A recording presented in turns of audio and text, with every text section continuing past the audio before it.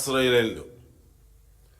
వరంగల్ నగరం, హనంకొండ నగరం, కాజిపేట నగరం మొత్తం కూడా ధ్వంసం అయిపోయింది. మోంతా తుఫాన్ వల్ల ఆంధ్రప్రదేశ్ రాష్ట్రానికి మాత్రమే ఎఫెక్ట్ అవుతుందని చెప్పి గతంలో ప్రభుత్వాలు ప్రకటించినాయి. ఆ తుఫాన్ ఎఫెక్టు జాగ్రత్తలు తీసుకోవడంతో, ముందస్తు చర్యలతోటి ఏపీలో మాత్రం ఒక్క ప్రాణ నష్టం కూడా జరగలేదు, ఒక్కరు కూడా చనిపోలేదు. కానీ మన తెలంగాణ ప్రభుత్వం మొద్దు నిద్ర వల్ల, ముందస్తు చర్యలు తీసుకోకపోవడం వల్ల ఇప్పటికి ప్రకటించబడినటువంటి మరణాలు 12. కానీ ఇంకా చాలామంది గల్లంతైనటువంటి వాళ్ళ ఆచూకీ దొరకటం లేదు. వరంగల్ నగరం మొత్తం కూడా కుప్పగూలేటువంటి పరిస్థితికి వచ్చింది. కాంగ్రెస్ అసమర్థ ముందస్తు చర్యలు చేపట్టకపోవడం వల్ల. అధికారులు దిక్కులేదు, రెవెన్యూ, పోలీస్, ఇతర ఎస్డిఆర్ఎఫ్ బృందాల మధ్య, అధికారుల మధ్య సమన్వయం లేదు. ఎక్కడ ఎఫెక్ట్ అయిందో ఆలోచన కూడా లేదు. ముందస్తు చర్యలకు ప్రభుత్వం ఉపక్రమించకపోవడం వల్ల ఇవాళ విధ్వంసం ఎక్కువైంది. ప్రభుత్వం నిన్న వ్యవసాయ శాఖ 4,47,000 పైచిలుకు ఎకరాల్లో వివిధ రకాల పంటలు నష్టం జరిగినట్టు ప్రాథమిక అంచనా వేసినట్టు వాళ్ళు ప్రకటించారు. కానీ అది ముమ్మాటికి తప్పు. ప్రభుత్వము సహాయం చేసేటువంటి చర్యలకు ముందుకు పోకుండా రైతులను నట్టేట ముంచేటువంటి ప్రయత్నం చేస్తూ ఉన్నది. ఇప్పటికీ చేతికొచ్చిన పంట ఆరబెట్టేటువంటి సందర్భంగా మార్కెట్లలో పంట మొత్తం కొట్టుకపోయి నీలపాలైంది. కొనుగోలు కేంద్రాలు, అక్కడిక్కడ ప్రారంభమైనటువంటి కొనుగోలు కేంద్రాల వద్ద ధాన్యం మొత్తం కూడా తడిసి ముద్దై మొలకెత్తుతున్నది. ఈ మొక్కజొన్న కొనుగోలు చేస్తామని చెప్పారు, కానీ ఎక్కడ కూడా కాంటాలు అనుకున్నంత స్పీడ్గా జరగడం లేదు. వివిధ కొర్రీల వల్ల వారాలకు వారాలు మొక్కజొన్న రైతులు కూడా ఆరబెట్టుకునేటువంటి పరిస్థితి మనందరం చూస్తూ ఉన్నాం. కాబట్టి తేమ శాతాన్ని పరిగణనలో తీసుకోకుండా ప్రభుత్వమే పత్తి కొనుగోలు కానీ, మొక్కజొన్న కొనుగోలు కానీ, వరిధాన్యం కొనుగోలు కానీ డ్యామేజ్ని పరిగణలో తీసుకోకుండా మద్దతు ధర కొనుగోలు చేయాలని చెప్పి బీఆర్ఎస్ పార్టీ ఈ ప్రభుత్వాన్ని డిమాండ్ చేస్తూ ఉన్నది. తెలంగాణ రాష్ట్రంలో ఎప్పుడు లేని దౌర్భాగ్య స్థితి ఈసారి రైతులు ఎదుర్కొన్నారు. యూరియా కొరత వల్ల మరి పంటలు ఎదగకపోగా అదను తప్పి యూరియా వేసినా ఉపయోగం లేనటువంటి పరిస్థితుల్లో బ్లాక్లో కొని కూడా యూరియాను అక్కడక్కడ వేసినా ఇవాళ ఈ యొక్క మోంతా తుఫాన్ వల్ల తీవ్రమైన నష్టం జరిగి ప్రతి ఎకరా రైతుకు ఇవాళ నష్టం జరిగింది తెలంగాణ రాష్ట్ర వ్యాప్తంగా. ముఖ్యంగా వరంగల్ పూర్వపు జిల్లా, నల్లగొండ పూర్వపు జిల్లా, ఖమ్మం పూర్వపు జిల్లా, కరీంనగర్ పూర్వపు జిల్లా, మన మెదక్ పూర్వపు జిల్లా తీవ్రమైనటువంటి నష్టం ఈ 5 జిల్లాల్లో అతి ఎక్కువగా జరిగింది. మిగతా జిల్లాలో కూడా నష్టం జరిగింది. కానీ కొన్ని ప్రాంతాలకే పరిమితం చేసి తక్కువగా చూపించి తక్కువ ఎకరాలను చూపించేటువంటి ప్రయత్నం చేస్తూ ఉన్నది ఈ కాంగ్రెస్ ప్రభుత్వం. గత సంవత్సరం వచ్చిన ఫ్లడ్ వల్ల నష్టపోయినటువంటి రైతులకే నష్టపరిహారం ఇచ్చే దిక్కు లేని స్థితి ఇవాళ తెలంగాణ రైతాంగం ఎదుర్కొంటున్నారు. గత సంవత్సరం ముఖ్యమంత్రి రేవంత్ రెడ్డి ఆనాడు కూడా ఖమ్మం, ఆనాడు కూడా మహబూబాబాద్ జిల్లాలో ఆనాడు కూడా తిరిగి నష్టపరిహారం ఇస్తాం మరి అని చెప్పినటువంటి గుర్తించినటువంటి రైతులకు పైసా నష్టపరిహారం ఇచ్చేటువంటి స్థితి లేదు. సంవత్సరం గడిచినా నష్టపరిహారం ఇచ్చే పరిస్థితి లేనటువంటి ప్రభుత్వము మళ్ళీ ఏమిస్తుందో, ఎట్లా రైతులకు ధైర్యం చెప్తుందో ఒకసారి ఆలోచించాల్సిన అవసరం ఉన్నది. మేము తెలంగాణ రైతాంగానికి ఒకటే పిలుపునిస్తా ఉన్నాం, మీరు ధైర్యంగా ఉండండి. ఈ ఆపద సమయంలో మన పార్టీ, మన ఇంటి పార్టీ బీఆర్ఎస్ పార్టీ, కేసీఆర్ గారి నాయకత్వంలో బీఆర్ఎస్ శ్రేణులు మీకు మద్దతుగా ఉంటారు. పోరాటాలు చేద్దాం, తిరగబడదాం, కలబడదాం, ప్రభుత్వం మీద అధికారాన్ని సాధిస్తాం. ఇలా ముఖ్యమంత్రి రేవంత్ రెడ్డి గారు వరంగల్కి వచ్చే సందర్భంగా మేము ఒకటని, మీ పాలనలో మీరేం ధైర్యం చెప్తారో, ఏ ముఖం పెట్టుకొని వరంగల్లో మీరు మళ్ళీ పరామర్శించి మరి ఏ రకమైనటువంటి తప్పుడు ప్రకటనలు వరంగల్ ప్రాంతంలో వేలాది ఇండ్లు నేలమట్టమైనాయి. కేవలం ముందస్తు ప్లాన్ లేకపోవడం వల్ల, ప్రభుత్వంలో సమన్వయం లేకపోవడం వల్ల, వాళ్ళ మంత్రుల మధ్య, ముఖ్యమంత్రి మధ్య, ఎమ్మెల్యేల మధ్య సైక్యత లేకపోవడం వల్ల ఇలాంటి ఆపద వచ్చినటువంటి సందర్భంగా సరైనటువంటి చర్యలకు ఇచ్చేటువంటి పరిస్థితి కోల్పోయింది ఈ ప్రభుత్వం అని చెప్పి ఈ మొన్నటి వర్షాల ఎఫెక్ట్ వల్ల వరంగల్ కుదేలైనటువంటి జిల్లాలు ఉండొచ్చు, మరికొంత ఇతర జిల్లాలు ఉండొచ్చు. మొత్తంగా మా పార్టీ దృష్టికి వచ్చినటువంటి ప్రకారంగా అన్ని పంటలు కలిసి తెలంగాణ రాష్ట్రంలో 15 లక్షల పైచిలుకు ఎకరాల పంట తీవ్రమైన నష్టం జరిగింది. మీ యూరియా కొరత వల్ల జరిగిన నష్టానికి మీరే బాధ్యులు. ఇవాళ దిగుబడి 50% పడిపోయినందుకు అదేవిధంగా మరి హార్వెస్టింగ్ దశలో ఉన్నటువంటి అన్ని పంటలు ఇవాళ సర్వనాశనం అయిపోయింది మీ యొక్క నిర్లక్ష్యం, మీ ప్రభుత్వం యొక్క మరి నిర్వాహకం వల్ల. సరే, ఆపద ఉన్నది, రైతులకి ఆదుకోవాల్సిన బాధ్యత ఇలా కాంగ్రెస్ పార్టీ మీద ఉన్నది. అది ఖచ్చితంగా ఆదుకోవాలని చెప్పి నేను మరొకసారి విజ్ఞప్తి చేస్తా ఉన్నాను. ముఖ్యంగా మిత్రులారా, రెండో విషయానికి వస్తే ఇవాళ మీరు ఒకసారి ఆలోచన చేయండి.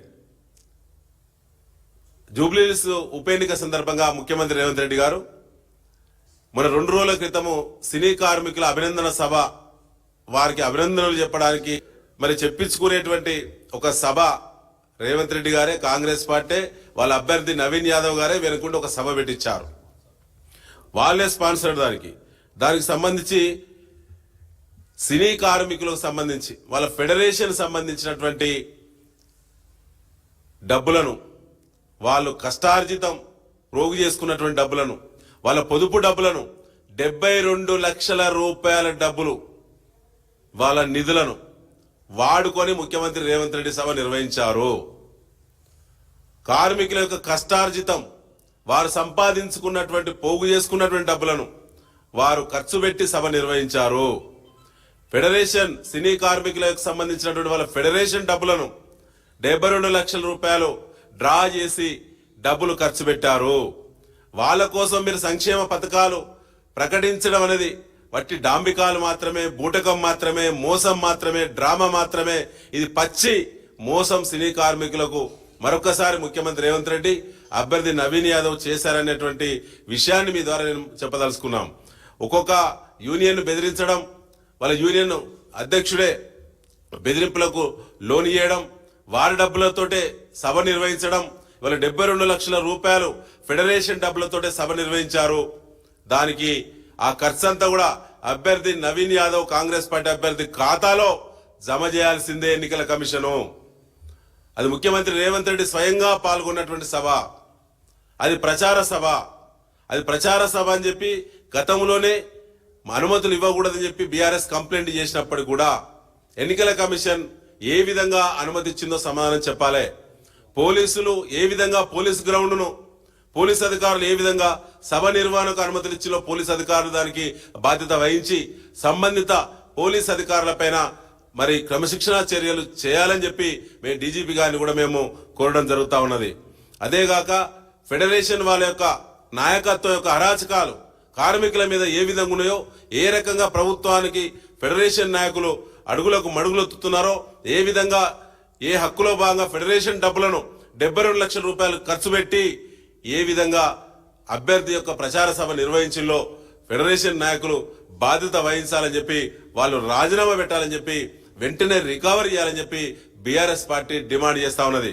ఆ రికవరీ కూడా అభ్యర్థికి సంబంధించి, అభ్యర్థి దానికి బాధ్యుడు, దానికి ముఖ్యమంత్రి రేవంత్ రెడ్డి గారే బాధ్యులు. దానికి సంబంధించిన ఫెడరేషన్ నాయకుల యొక్క ఒత్తిళ్లు ఏ విధంగా ఉన్నాయో మాకున్నటువంటి సాక్ష్యాలను, మా పార్టీకి వచ్చినటువంటి సమాచారాన్ని మీ ద్వారా తెలంగాణ సినీ కార్మిక లోకానికి మేము అందించదలుచుకున్నాం. సేకరించి ఫెడరేషన్ కి లేబర్ కోరుతున్నాం. గతంలో మీరు ఏదైతే సందేహం పెట్టారు, ఓన్లీ తెలంగాణ ఆధార్ కార్డేనా అని, ఆధార్ కార్డు ఉంటే చాలు, అది ఆంధ్రానా తెలంగాణ ఇండియానా అని, ఇండియాలో ఎక్కడ ఆధార్ కార్డు ఉన్నా సరే అందరికీ ఈ యొక్క పథకం వర్తిస్తుంది. కావున ఈ అందరూ కూడా కార్మికుడికి అవకాశం సద్వినియోగం చేసుకోవడానికి మన యూనియన్ నాయకులు సహకరించి అందరూ కూడా త్వరగా డేటా ఇవ్వాలని కోరుతూ అనిల్ కుమార్ వల్లభనేని అధ్యక్షులు తెలుగు ఎంప్లాయీస్ ఫెడరేషన్. వీరు ఫెడరేషన్ అధ్యక్షుల వారి యొక్క హెచ్చరికలండి. వీరు బాధితులు. 28వ తారీఖు అక్టోబర్ 10వ నెల, ఇది 25వ సంవత్సరం. అయితే మీరు 24 యూనియన్లకు సంబంధించిన వాళ్ళందరూ వస్తున్నారు, వాళ్ళ గురించి ఈ మీటింగ్ అని చెప్పేసి అన్నారు. మరి నా నంబర్లను ఎందుకు పిలిపించారండి? మెంబర్షిప్ లేని వాళ్ళు, కార్డు లేని వాళ్ళని ఎందుకు పిలిపించారు? మరి 300, 250, 500 ఇచ్చేసి వీళ్ళందరినీ ఎంతమంది జనాలని మీటింగ్ మీరు 24 యూనియన్స్, 24 క్రాఫ్ట్స్ వీళ్ళకి కార్మికులకి అని చెప్పేసి అన్నవాళ్ళు, మరి వీళ్ళందరూ నా నంబర్లు ఎందుకు వచ్చారు? అది మీరు చెప్తేనే. మీరు అందరికి ప్రతి కోఆర్డినేటర్ కి ఫోన్లు చేసి చెప్పి ఈ జనాలని రప్పించేటట్టు చేశారు.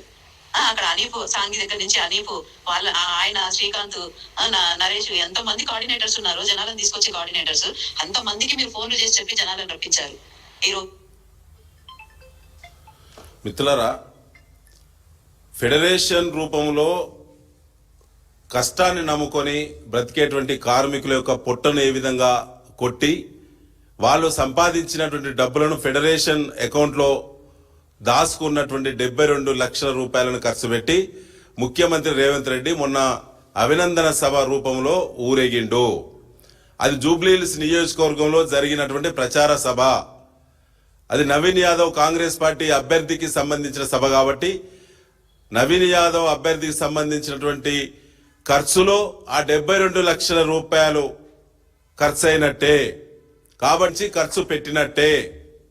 కాబట్టి అతను ఖచ్చితంగా డిస్క్వాలిఫై చేయాలి. చిత్తశుద్ధి ఉంటే ఎన్నికల కమిషన్ వెంటనే విచారణ చేయాలని చెప్పి బీఆర్ఎస్ పార్టీ డిమాండ్ చేస్తా ఉన్నది. ఇలా కార్మికుల యొక్క కష్టార్జితం, వారి చెమటి చుక్క ఫలితం 72 లక్షల రూపాయల ఫెడరేషన్ డబ్బులతో లైట్లు వెలిగించి, డయాస్లు వేసి, మైకులు పెట్టి, కార్మికుల పేరు మీద ఇతర లేబర్ ను 500 రూపాయలు ఇచ్చి వాళ్ళు ఎంగేజ్ చేసి తీసుకొచ్చి చప్పట్లు కొట్టించుకున్నటువంటి ఈ సభకు పూర్తి బాధ్యత కాంగ్రెస్ పార్టీ అభ్యర్థి నవీన్ యాదవ్దే. దానికి ముఖ్యమంత్రి రేవంత్ రెడ్డి నాయకత్వంలో జరిగిన సభ కాబట్టి, వారే స్టార్ క్యాంపెయినర్ కాబట్టి ఖచ్చితంగా ఇది లీగల్ గా ఈ కేసు, దీని మీద మేము బీఆర్ఎస్ పార్టీ ఎన్నికల కమిషన్ కు ఇవాళ మరొక్కసారి ఫెడరేషన్ నిర్వహించే సభకు అనుమతులు ఇచ్చింది ఎన్నికల కమిషన్. ఫెడరేషన్ డబ్బులు 72 లక్షల రూపాయలు డ్రా చేసి సభ చేస్తే ఓట్లు అడిగింది రేవంత్ రెడ్డి ముఖ్యమంత్రి, ఆయన స్టార్ క్యాంపెయినర్ కాంగ్రెస్ పార్టీకి. అంటే ఎన్నికల కమిషన్ ఏమైనా కాంగ్రెస్ పార్టీకి అనుబంధ సంస్థగా పనిచేస్తున్నదా?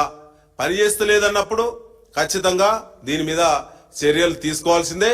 ఈ 72 లక్షల రూపాయలు అధికారికంగా మరి కాంగ్రెస్ పార్టీ అభ్యర్థి ఖాతాలో అవి పడ్డట్టే. Thank you.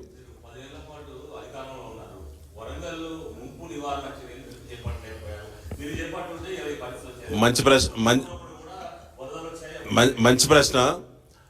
కేటీఆర్ గారు మున్సిపల్ శాఖ మంత్రి ఉన్నప్పుడు అక్కడ అన్ని రకాల డ్రైనేజ్ క్లీన్ చేయడం, క్లియరెన్స్ పోవడానికి ఈ వర్షపు నీళ్లు బయటికి వెళ్ళడానికి సంబంధించి ప్లాన్ చేసినాం, డ్రైన్లు కట్టించినాం. దానికి సంబంధించినటువంటి గేట్లు కూడా అక్కడక్కడ గేట్లు ఎక్కడెక్కడైతే బ్రేక్ పాయింట్స్ పెట్టాలో పెట్టినాం. మొన్న వచ్చినటువంటి వర్షానికి సంబంధించి మోంతా తుఫాన్ వస్తుందని చెప్పి తెలిసి కూడా రాష్ట్ర ప్రభుత్వం దాని మీద స్పందించలేదు. కాబట్టి వర్షం 10-15 సెంటీమీటర్లు కురిసిన తర్వాత అప్పుడు అధికారులు వరంగల్ మీద వర్షం పడుతుంది, వరంగల్ ప్రాంతంలో తీవ్రమైన వర్షం పడుతుంది, సమస్య ఉత్పన్నమైంది, దానికి బాధ్యత వహించాలి. ఇవాళ ముంబాటికి వారే బాధ్యులు, రేవంత్ రెడ్డి గారే బాధ్యులు. ఇవాళ ఒకవేళ కాకుంటే ఏం చర్యలు చేపట్టిలో మోంతా తుఫాను వల్ల వరంగల్ నగరం ఎఫెక్ట్ అయిద్దని